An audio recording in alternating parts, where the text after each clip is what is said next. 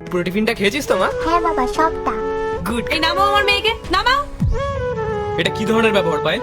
ও কি শুধু তোমার একার মেয়ে? আমার ওর উপর কোনো অধিকার নেই। তোমাকে আমি কতবার বলেছি যে তুমি আমার মেয়েকে একদম ছোবে না? আর এই যে তুই, তোকে কে বলেছে এখানে আসতে? কার অনুমতিতে তুই এই লোকটার কাছে এসেছিস?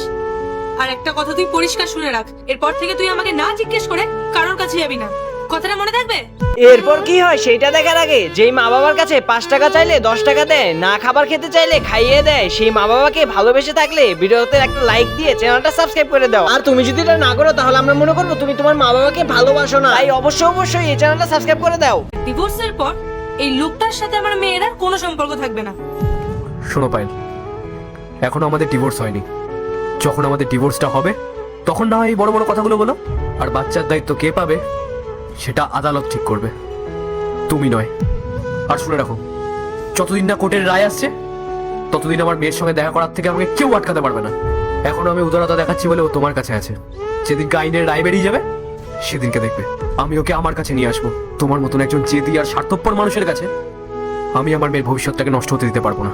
তোমার নিজের প্রতি আত্মবিশ্বাস তো দেখছি অনেক। তাহলে জেনে রাখো, কোর্ট বাচ্চার দায়িত্ব মাকেই দেবে।